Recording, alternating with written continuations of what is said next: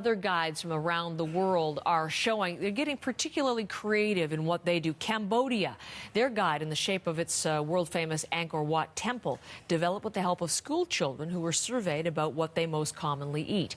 In Japan, the food guide, the shape of a spinning top, which is a traditional Japanese toy. It shows a person running around a glass of water or tea on top to represent the importance of hydration and exercise. Some use foods that are native to their country as a template. So this is Qatar's, its food guide, showing a balanced diet in the shape of a clam. Venezuela has two food guides, one for the general population, one for the indigenous population, which features in its guide a wide range of wild animals as protein sources. And we understand that Canada's upcoming food guide will pay particular interest to northern food sources as well. Exactly what it contains, Suma, we don't know because we haven't seen it yet. It's coming out at some point this year. But Suma, back with me this hour, registered dietitian and the president of Nutrition Solutions Incorporated. We've had some fantastic questions for you ahead of the new food guide's release. So let's jump right back into them, shall we? I love this one from Rhonda. Okay. Gets us, are you ready for this as you eat your breakfast?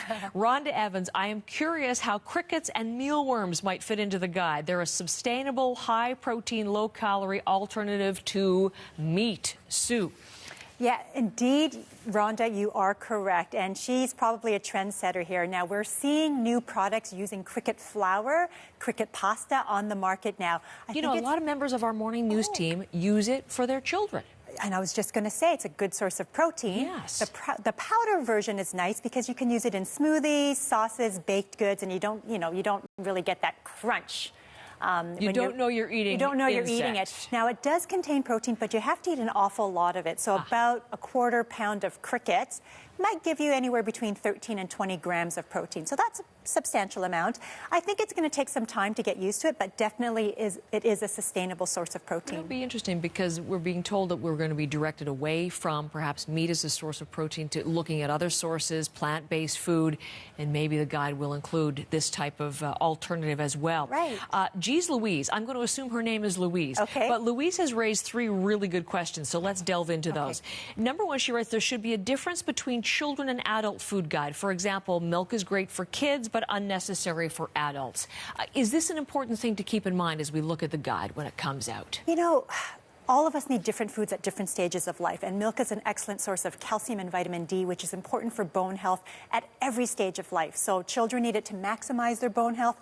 Adults need calcium and vitamin D to maintain and minimize bone loss as we get older. Whether you want to choose milk or a fortified soy beverage for that purpose of calcium and vitamin D, it's personal preference. So I know that for the physical activity guide, there are different versions for children, youth, adults, and older adults. I don't think there will be a different food guide for different populations, but the amounts and types of foods recommended may vary depending on the age and stage. Okay. Her question continues. Yes. All red meat is not created equal. Game, for example. Are these distinctions being made? Again, we don't know, but do you think they should be made? Again, we don't know, but I think this comes to the principle of mindful eating, too. So lean red meats, fish, eggs, poultry, even low-fat dairy foods, dairy products have been called everyday nutritious foods by Health Canada. So whether you choose plant-based foods or animal-based foods, include a variety of foods in your diet, and that way you get a great mix of nutrients to support your own health.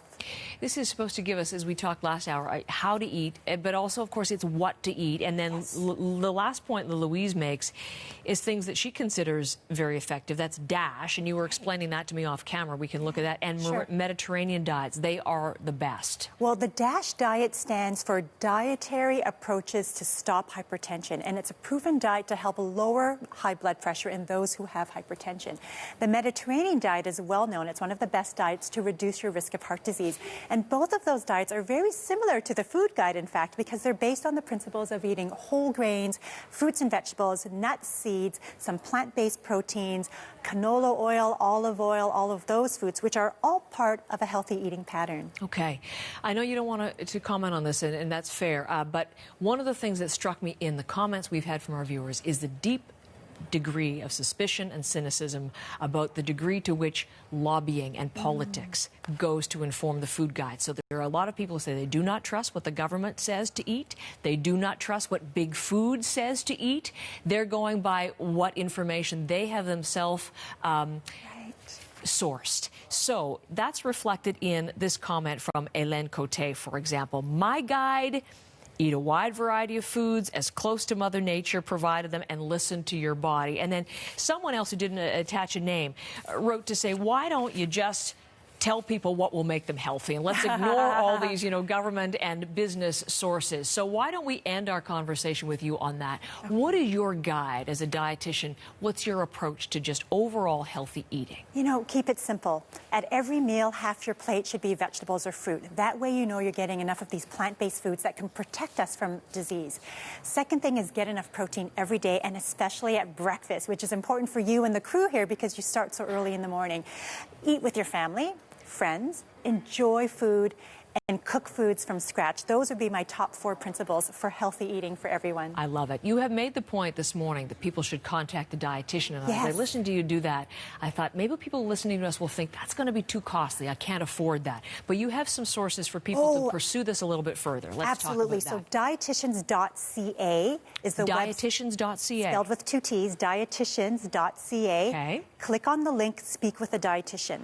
So in Newfoundland and Labrador, Ontario, Manitoba, and British Columbia, you can call and speak to a dietitian for free. So great service, get expert advice from the credible, trusted expert. You can also find a dietitian and speak to a dietitian through your health insurance plan. By looking at Find a Dietitian click, you can Google or you can look for someone within your region or someone who practices in a specialty area that you are looking for. Okay, fantastic. And there was another one that you wanted to tell me about as well, isn't there? Unlockfood.ca. Okay. And that's a great website, again, with the Dietitians of Canada, who has a lot of great information, consumer-based information about healthy eating in general. So just type in, do a little search of a topic that you're interested in, and you'll get great evidence-based information written by dietitians. Fantastic. Thank you for your time You're so these last welcome. couple of hours, Sue. Look forward to our next visit, and thank you as well for the questions. We'll be talking about the food guide when it does appear this year. And, of course, we have much more coverage on this online, and we'll put up our full chat with Sue on our Twitter page, which is @CBC Morning Live, if you want to listen to this all over again. Thank you.